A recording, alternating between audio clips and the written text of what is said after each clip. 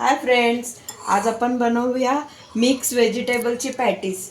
ज्याच्यामध्ये आपण घेतलं आहे फ्लावर, मटार, फरसबी आणि बीट.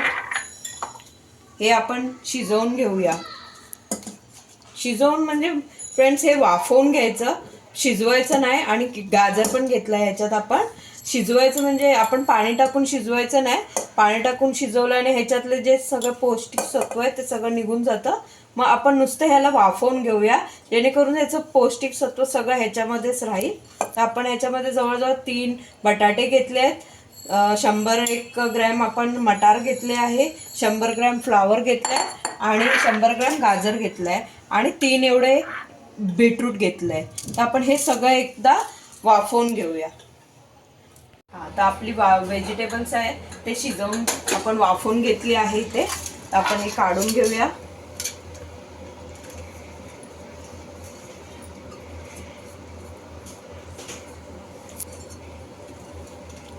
आपलं जे बीटरूट आहे ते थोडंसं आपण किसून घेऊया.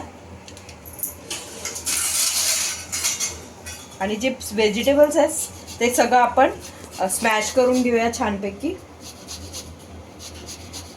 जे बीटरूट आहे आपण किसून घेतलं, ह्याच्यात आपण सगळे व्हेजिटेबल्स जे आहे ते छानपैकी स्मॅश करून घेऊया स्मॅशरने आपल्या.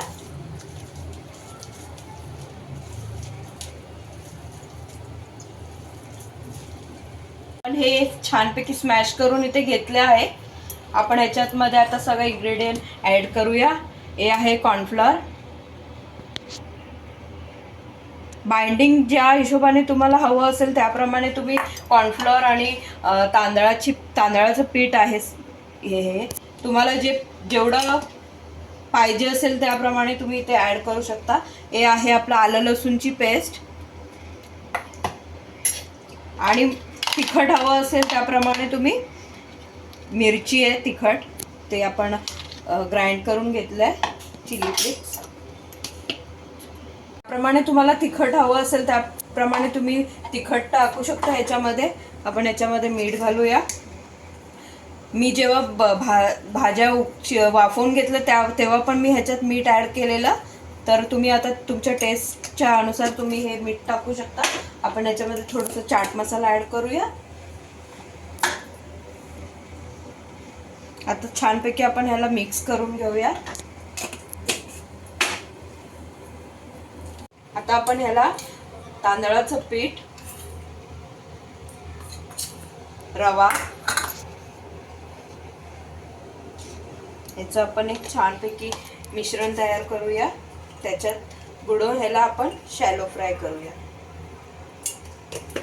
आता आपण हे जे इथे व्हेजिटेबलचे हे घेतलंय मिक्सचर, त्याला आपण छानपैकी राऊंड शेप देऊया.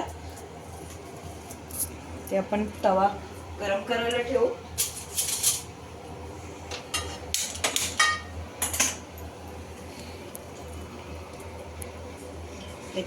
आपण साध्या रव्यात पण घोळवून करू शकतो. आणि तुम्हाला अजून जर कोण चीज लवर असतील ते आपण ह्याच्यामध्ये चीज मधोमध ठेवून आपण त्याला एक आकार देऊ शकतो हार्ट शेपचं, आणि ते पण छान लागतं. चीज ह्याच्यामध्ये ठेवून तुम्ही शॅलो फ्राय केलात तर.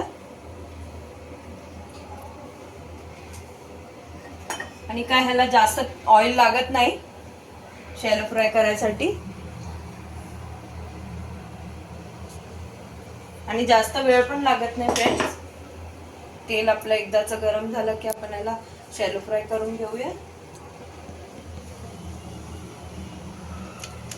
छान असं लालसर रंग येईपर्यंत फ्राय करून घेऊया आपण ह्याला.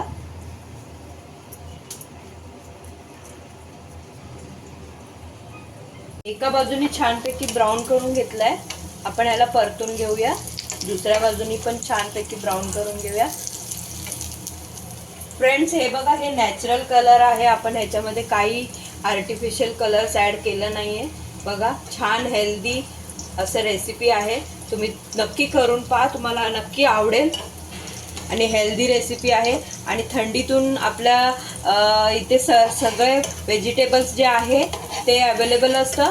तर त्याच्यासाठी तुम्ही हे करून पहा. छान लागतं, टेस्टी पण आहे आणि काय ह्याला पण जास्त वेळ लागत नाही, झटपट होणारी रेसिपी आहे आणि अगदी टेस्टी होते ही रेसिपी. आपण आता दुसऱ्या बाजूनी पण छान ब्राऊन भाजून घेऊया. आपले जे व्हेजिटेबल कटलेट आहे ते अगदी छानपैकी ब्राऊन झालंय, ते आपण काढून घेऊया. अगदी छान कुरकुरीत असे हे शॅलो फ्राय झालंय. आपण याला ग्रीन चटणी किंवा सॉस बरोबर सर्व करू शकतो.